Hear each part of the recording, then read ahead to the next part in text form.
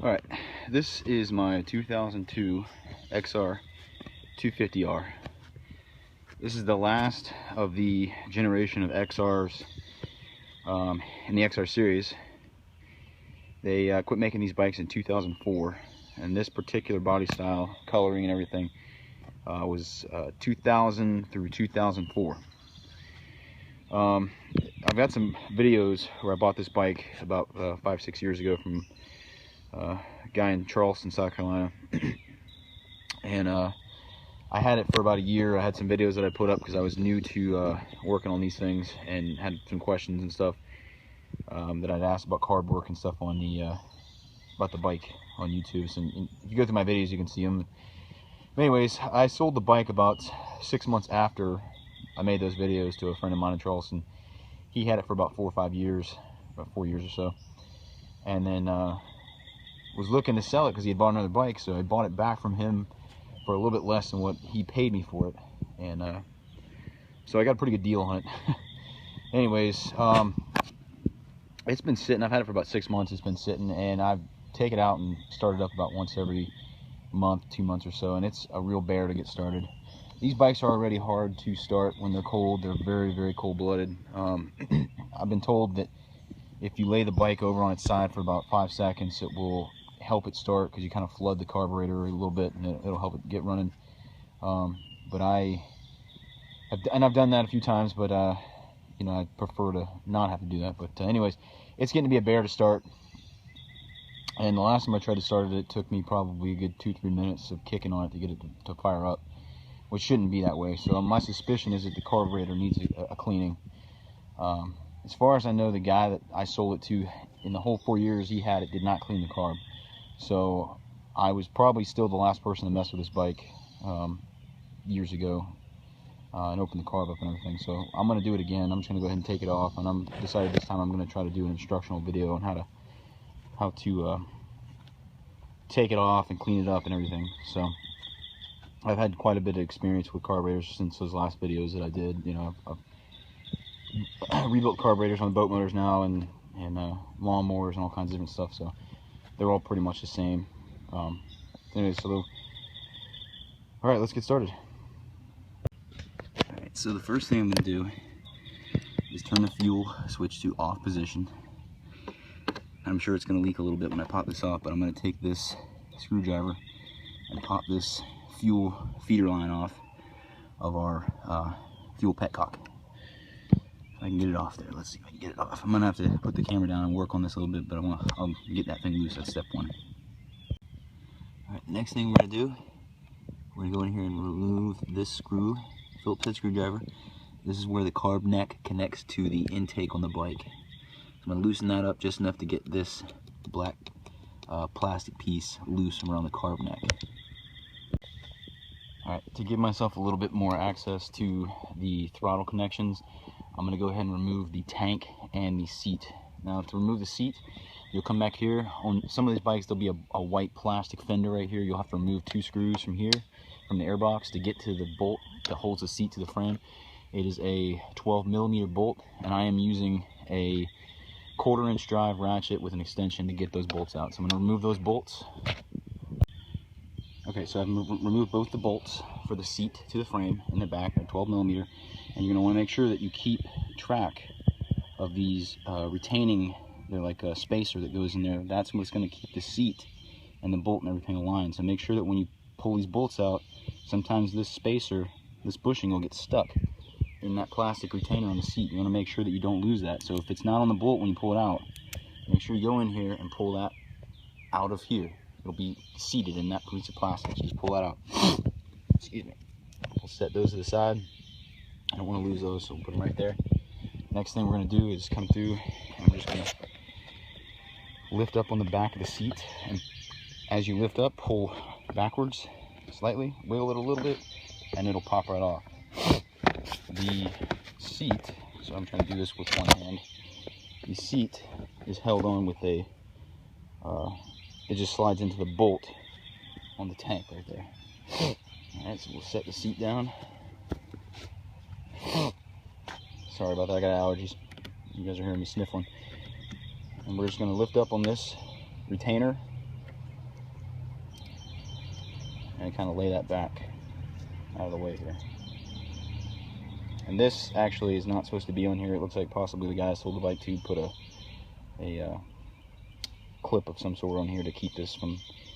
Looks like what happened was it looked like the rubber boot got ripped. So this is not going to be on your bike. So some of y'all will notice the only thing you'll see is a rubber strap with a grommet on each end. Okay, so pull our vent hose out of the handlebars, and then we're gonna have to remove this bolt here on either side of the frame, and the tank should just lift right off. But remember that you need to take your feeder line loose from your petcock that goes to your carb before lifting this tank off, otherwise it's going to get stuck. So I'm going to go ahead and take those bolts out of the front, and I'm going to lift the tank forward. I forgot to mention, the bolts for the front of the tank are a 10 millimeter. So far you've used a 12 millimeter to take the seats out of the back, bolts out of the back, and you're going to use a 10 millimeter hex head to remove the bolts for the tank. Alright, the next thing we're going to do, we're going to come right back here behind the Kickstarter, and you'll see another Phillips head screwdriver screw that needs to come out. And it's really hard to see with the video the way it is, and I'm sorry, but you'll see it down there right behind. It's basically where the airbox connects to the rear of the carb neck. There's a rear carb neck and a forward carb neck. It's basically got the same kind of clamp on there, and it's just, you're just going to stick the screwdriver in there, and you're going to release that clamp by turning the screwdriver to the left. I'm going to stop the video, unscrew that, and we'll get on to the next step. Alright, the next step is we're going to take our screwdriver and we're going to pull this breather hose off. It's a vent hose. It also goes down to the bottom of the carb bowl right here. We're going to take both of those loose. There's one right here and one right here. We're going to take those loose from the carburetor. Once you get it out, once you get that off, it's going to be loose. It just hangs down to the bottom, off the bike, off the carb. So just lay that to the side. Don't lose it. All right. So the next step is we're going to come around to the other side of the bike. We're going to take a 3/8. I'm using a 3/8 wrench. This is a small wrench, and we're going to loosen the nuts right here. There's one in the back. There's a retainer right here on the carburetor that holds your throttle line, and the cable sits inside of the casing and sits inside here. So you're going to loosen this nut here on the back side. I've already broken it loose, but you know, back that off enough to get you some play in here. And what you'll do is you'll remove this cable assembly right here between these two nuts out of this retainer clip that's it's bolted to the body of the carburetor. You'll take this whole assembly out of there. There's one right here, and there's another one right up here, if you can see, right up in here. So you'll do the same thing. You'll take this this nut over here loose, just back it off a little bit, just enough to get it where you can get these two cables right here off of the retaining clip. So I'm gonna go ahead and do that, and then we're gonna try to take the carb loose from the body. I'm probably gonna have to take these nuts off of the head, off the intake manifold. This is your intake manifold. Take this loose. There's 3 bolts. I'm not sure what size they are. I'll have to do that in the next segment, but this is probably gonna have to come loose in order to get this carburetor out, because this carburetor is gonna have to shift forward, and this will give me the necessary room to get this thing forward to pop it off the airbox from the rear. So I'm gonna go ahead and take a few lines loose. This also right here, this line needs to come off too. Any of these little small vacuum lines, they're not really vacuum lines, but vent lines, they come off the carburetor. Just take those loose and take note of where they went when you plug everything back in. But I'm gonna take this line loose, and I'm gonna take this intake off, and I'll let you know right now what size that bolt is for that intake. Alright, so it's looking like it's a 5/16 hex head, or more than likely it's going to be an 8 millimeter, which is the equivalent of a 5/16. I don't have my 8 millimeter. I lost it somewhere, so I'm going to use a 5/16 to get these bolts loose and pull this intake out. I'm gonna have to probably wiggle this carb around a little bit to get enough clearance to get this intake plenum off. And once I do, I'll have more room to work with everything. So we'll take that off and I'll get right back with you. The bottom bolt for the intake plenum, you have to use a 5/16 or an 8mm wrench to get to that, because you're not going to be able to get a clearance in here for a socket wrench. So I've gotten that loose. I'm going to remove that bolt, and then we're going to try to get this plenum off this engine, separate it from this carburetor. Alright, so I've got it loose, and it's already popped loose from the back. You can see where this carb is more than loose now. So I'm going to have to turn the video off to get a clear shot of this. I'm sorry, get both hands on this, but you just want to, once it's loose, just remove this carefully, and be careful not to drop any debris or dirt or anything in your intake, and then remove it from the back. And once I get it out, I'll start the video back up and we'll show how to get the cables loose. Alright, so I was able to just wiggle it enough to get the whole thing, just kind of, it came out on the right side of, or I'm sorry, the left side of the bike. So there's your intake, and there's that's your airbox intake, and then your intake on your engine. So we're just going to take this.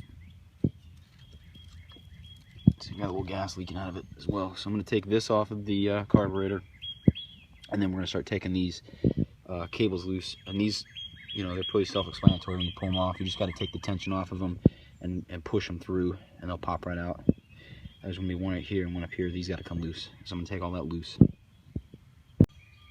Alright, so the carb is off the engine, and you're just going to want to note which one goes on the top and which one goes on the bottom. The one that has the double hex nut on it is the one that goes on the bottom. The one that has the single hex nut on it is the one that goes on the top of the carburetor, right up here. So I'm going to take this carb in, get it on the bench, and we'll start dismantling it. Alright, so the first thing I'm going to do is just go through and remove our fuel intake line, as well as this breather hose, and this is your throttle adjustment. Well, it's not really, I guess it'd be a throttle adjustment, it's more like your idle adjustment. So a lot of times I'll crank this thing over about 5 or 6 times. It will help you in events of cold start. Just remember that when you start the bike up and you take the choke off, it's going to rev up, so you're going to want to, you know, put it on half choke and slow it down to where it's about to die, then take the choke off and just kind of make your minor adjustments right here. So let's get this vent hose off and get this fuel intake line off. And we're going to take a can of carb cleaner. Take a can of carb cleaner and just kind of spray everything down.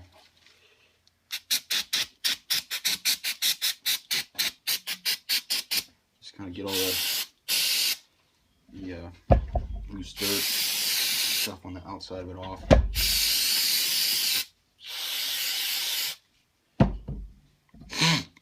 Now take some rags and wipe that down.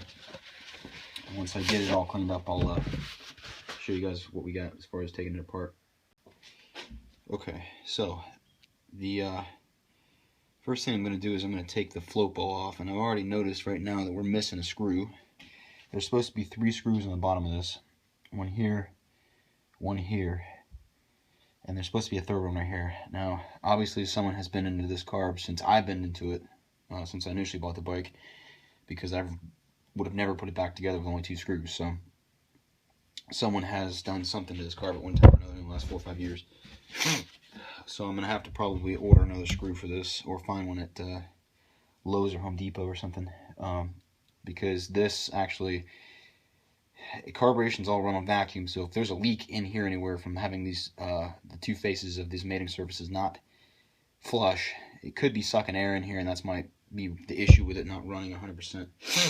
So first thing I'm going to do is take a Phillips head screwdriver and take the float bowl, this is your float bowl, off. Just take those loose. You want to be careful when you take these off, because sometimes these nuts and bolts and stuff can be frozen as far as being stuck. It's been many years since they've been removed. So you don't want to force anything, because if you start breaking bolts, you're going to have to get a tap and die set, and it's not fun having to do that. So, and I've just got a sheet here next to the other side where I'm working to set all my parts so I don't lose anything. Alright, so I'm looking in the float bowl.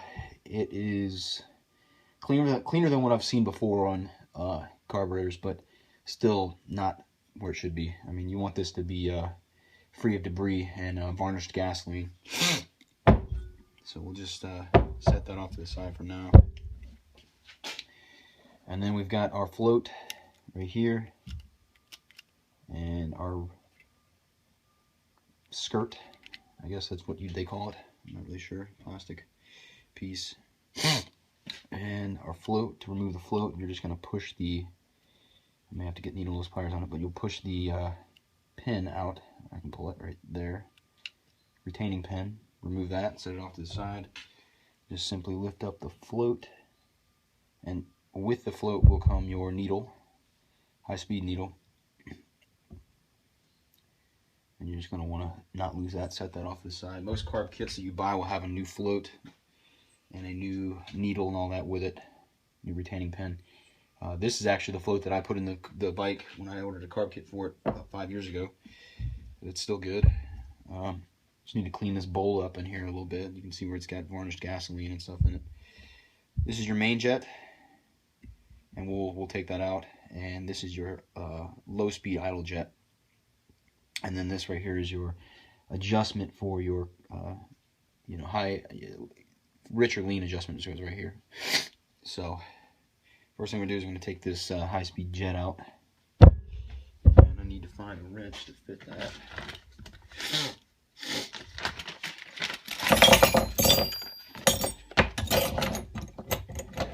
Let's see. I'm just going to stop the video for 1 second here and find the wrench that I need. That's what happens when people use your tools and then don't put them back. Anyways, it's a 1/4 inch wrench, but I don't have one, so I'm going to use a socket to remove this. And you want to do it very, very carefully because you don't want to strip it out. These are made out of brass a lot of times, and you can really destroy them if you're not careful. So just back that out. Just back this off. It's main jet. And I'm looking through it. What you want to do is kind of look, so I can hold it, you can see through it. You want to make sure that that hole in the jet is completely clear and it has nothing blocking it, no debris or anything. It'll come out in 2 pieces. So I'm going to pull the other one off as well.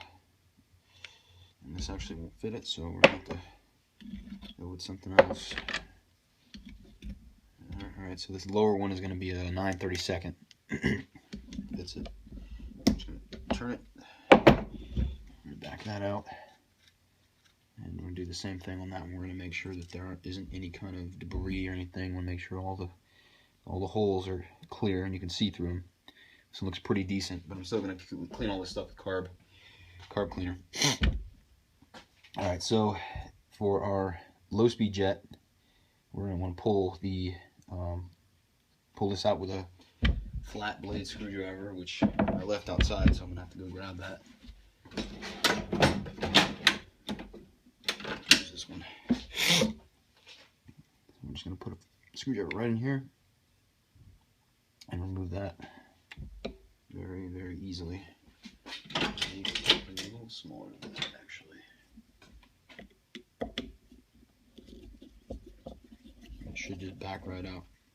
You never want to force these things because they will strip and will break. Alright, so low-speed jet. I'm looking through it, and the low-speed jet is completely clogged. So I will be willing to bet you that that is 99.9% of the reason why this bike won't start when it's cold and it has trouble idling unless I feather it. So what I'm going to do is I'm going to find a piece of fine wire, like a bread wire or something, and I'm going to thread it through there and clear that out. A lot of times you can... No, it looks like it might be clear. So I might have just been a piece of debris in there that I blew out of there. Looks a little slim though, so I'm going to run a bread wire through it. Carb cleaner. Alright, so the rest of the carburetor, I'm going to take the top portion of this carb apart with a Phillips head screwdriver. Take this off. Just be careful when you do all this stuff, that you don't strip anything. And we'll just inspect the inside of that. Make sure it's clean. From remembering correctly, this has a spring underneath it. I may be mistaken though. Let's see.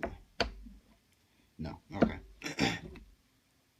And ideally, you want to order a carb kit when you do this. You know, I mean, I'm just doing it today just to give it a try. But when you rebuild these things, you want to put a new gasket on here. All these kits that you get will come with all this stuff. And if you choose to rejet, you can put bigger jets in and get a little more power out of it. Everything looks pretty clean under there. So I'm going to take the choke lever off. And that will be a Phillips head screwdriver. And a Phillips head screw right here. Just remove that.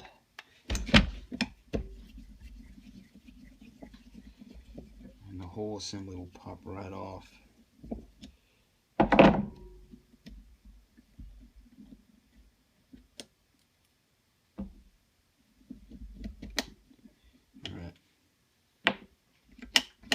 There's your choke flapper right there. Now, next is I'm going to take this. This is, if I'm remembering correctly, and someone can correct me on here if I'm wrong, this is where the diaphragm is in here.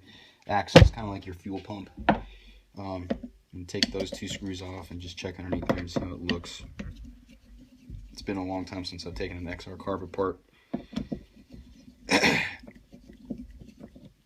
This one I can feel, if you keep your fingers on it, I can feel spring tension under there. So you want to keep tension on it when you remove the screws so you don't have stuff flying out all over the place.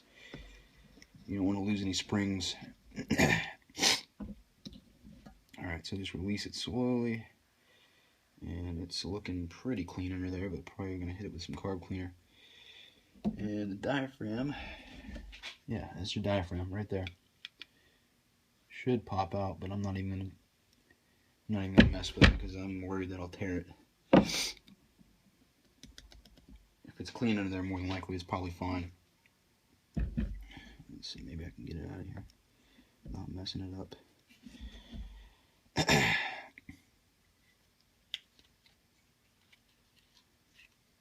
Let's see. I'm just gonna leave it. I'm gonna put that cover right back on there because it's pretty clean. And this is not a full rebuild, you know, carb. This is just a quick, hey, I'm gonna take it apart and inspect it and clean anything out that's in there. I mean, if you really want to get intricate, you can take every little part out of here and put it in some carb dip, blow it with compressed air and all that, which I'm gonna run some compressed air through here once I clean it with carb cleaner. It doesn't look too bad, but I'm gonna clean everything up. What I did, I already messed up. I forgot to put my spring back in the diaphragm. Let me put that back in real quick.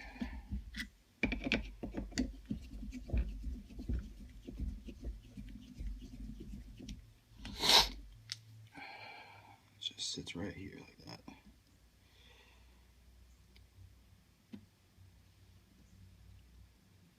Yep. Line that all up. Okay. Okay, I'll put this back.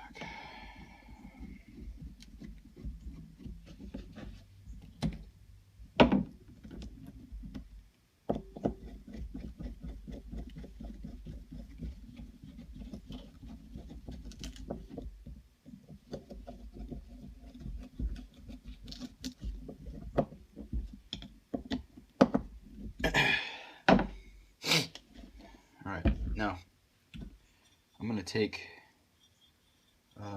this nut loose on the bottom of the float bowl. I'll take this assembly out and I'm going to spray the whole thing down with carb cleaner, wipe it all down, spray all the jets out, run some compressed air through it, and then we're going to put it back together again, put it back on the bike and see if it runs any better. Hopefully it will. It might still have issues because I'm not doing a full clean and kit on it, but I'm going to clean all this stuff up and I will get back with you. Alright, so got everything cleaned up. It's not perfect, but it'll work. So we're putting it all back together again, the same as taking it apart. Just a matter of putting the pieces back in where you took them out. So just take note of everything when you take it apart and then put it back together again. So I'm going to put it all back together and then we're going to put it back on the bike. Alright, so I got the carb back on the bike. I got everything hooked back up. same as it was when I dismantled it. Just follow the instructions on the initial part of the video that show how to take everything apart. Now, I made the mistake of when I put everything back together, just going ahead and trying to kick it over. I tried choking it, thing wouldn't start. I made sure it had fuel. You have to adjust these carburetors. There's a lean rich adjustment, one I talked about before. I showed y'all right here on the carburetor. There's this little knob. You're gonna want to bottom that out, not hard. Just turn it in easy until you feel a little bit of pressure where you can feel it's bottomed out. And then you're gonna want to back it out 1 3/4 turns. Now, since I didn't do a full carb clean job on this thing, I didn't replace parts, I turned it out 2 full turns, so I made it run a little more rich than it probably should be. But once I did that, it started on the 3rd kick, and it started on the 3rd kick with the choke off and it being cold. So that just goes to show you how good these bikes will run, you know, with a even just a fairly clean carburetor. I did the most basic job you could ever possibly do on these things, you know. I mean, just taking it apart and basically wiping everything down, putting it back together again.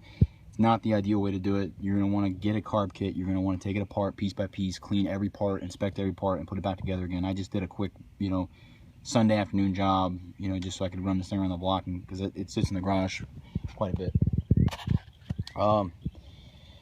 So make sure that you're turned out 1 3/4 turns to 2 turns on that. And I'm wondering now how easily if it would have started maybe on the 1st kick if I had the choke on, but I had forgotten to flip the choke back to the off position, or choke on position, when I was kicking it over, and it started on the 3rd kick with the choke off. So that's just a testament to how wonderfully built these bikes are and how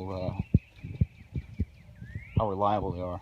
So, but I've had, this is my let's see, I've had 4 of these. I think I had a XR100 that I started on when I was a kid, and moved up to an XR200. I had 2 XR200s. I had an 82 and an 87, and then I had a 99 XR250 about 10 years ago, and I sold that and bought this this 02 initially back in 2009, and then I sold it and bought it back just late this year. So, but they're good bikes. And next thing I got to do on it is I need to do an oil change. That's another video I'll do. And I need to rebuild these forks up front because they're leaking a little bit. So that's another video I'm going to eventually do. But I've got to get some parts and stuff together. I need to do a chain adjustment on it as well. The chain's a little loose. But I haven't ridden this thing. It's been sitting for months. So I actually haven't even gotten it off-road since I bought it back. I've just been too busy with work and stuff. So, but anyways, that's it. If you have any questions or anything, let me know. Just put it in the comments section, and I'll try to answer everything as quickly as possible. Thanks for watching, guys.